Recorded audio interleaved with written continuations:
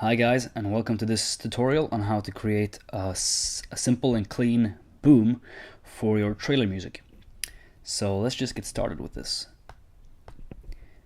Basically, what I'm doing is taking a source sound that's very, thick and very powerful, and I'm basically processing it to sound like a clean, powerful boom that I can use for my trailer music and in other tracks as well. So I'm going from this source sound and I'm ending up with this boom. Pretty neat, huh? So yeah, it's very important that you have a very powerful and very clean sort of source sound. So because everything stems from that, right? What I'm using is actually Generdyne's punching percussion, which is basically Joshua Crispin, the owner of Generdyne. He has recorded a bunch of stuff where he, hits punching bags and stuff, and he drops them on the ground and he hits them with sticks and his hands. Here it is. It's called punching percussion, and I mean, look at this. It's for free even. He started out with $5, but then he just wanted to give it away. So, and it's really good stuff. Like this, if you layer these together, these punching bag sounds, you'll get a very powerful hit actually, and you can make booms from them as well, and impacts and a bunch of cool stuff. Let me show you. Like here, he has also done some design stuff. So, for example, some bag drops, stick hits, straight gloves, straight hand. Let's do the backdrop because that's where I'm, and he has like processed and raw. I go into the raw and just looking for a good source sound that I can use for the boom.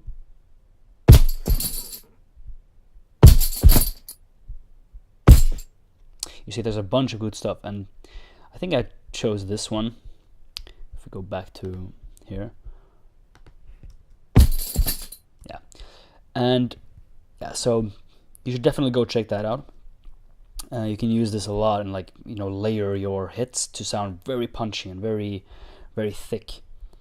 You can take the low end from some sound, and then you can add on the mids, and then a sharp high with a snappy sound.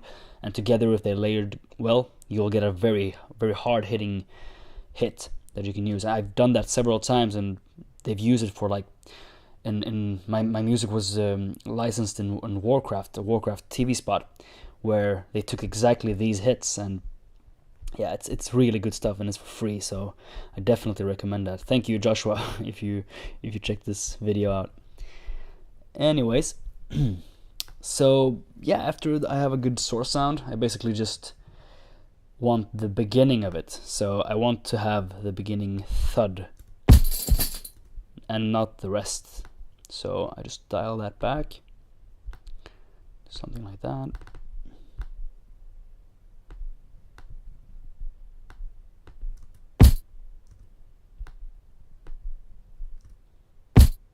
Yeah, that's pro.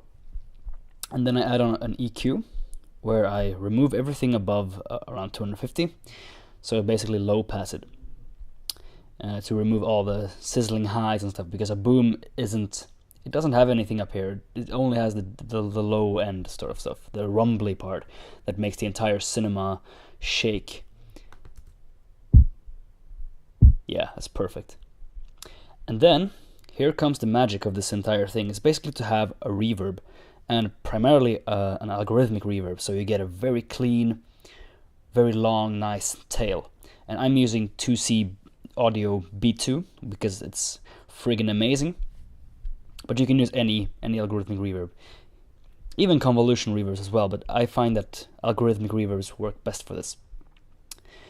And I'm just using a random preset and dialed up the length or the tail to about 8 seconds with a decent size, like no pre-delay, because you want the boom to be like boom, not like boom, not like that. So basically, if I have a low mix on here, then it will be very prevalent with the source sound. So check this out.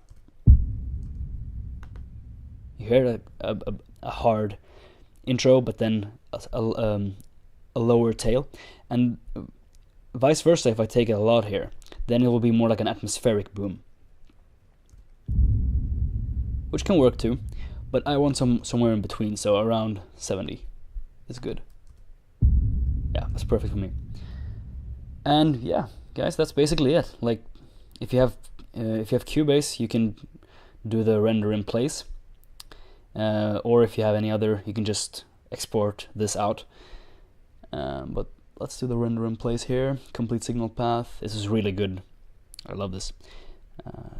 Don't mute source, and then OK. And now it's just exporting out 8 seconds from this and making a new track for me. Here it is.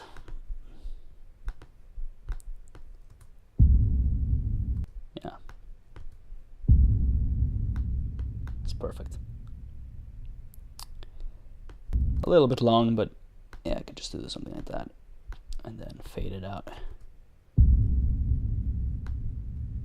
Increase the volume a bit. Yeah, now you can just play around with the processing. So what I did with the other one is basically took an EQ and a compressor. With the EQ, let me copy this over. Let's see, inserts.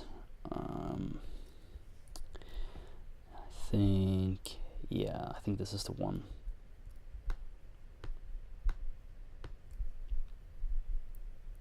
Yeah, so the EQ, I basically just removed some more stuff from the high end because you can get some artifacts and stuff playing here. So you just want the low end, or you can have an airy boom as well. I mean, you can do whatever you want, but I wanted the low end, and then I boosted here a bit, so you get the really rumbly sort of feel. So if you check without, it'll sound like this. If you check with, it'll be like this. See, quite a big difference. And then, of course, I add on a compressor with, whoops, there we go, with a not so much ratio, but something to push up everything, to compress it, to make it sound trailerish, and then a sort of fast attack, and this is the result.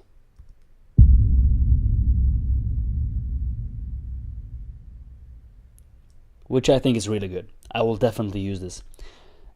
So yeah, you can just export it, and you can use any sort of source sound. You can try out some more air. You can try out some faster thud, and you don't always have to do recordings. You can use like synth booms as well. So synth sounds, which has like let's say you use a synth kick.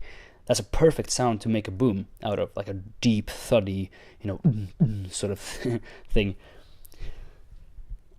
Yeah, so that's it. I hope you enjoyed this tutorial, and definitely try this out. You'll love it. Until next time, guys. See ya.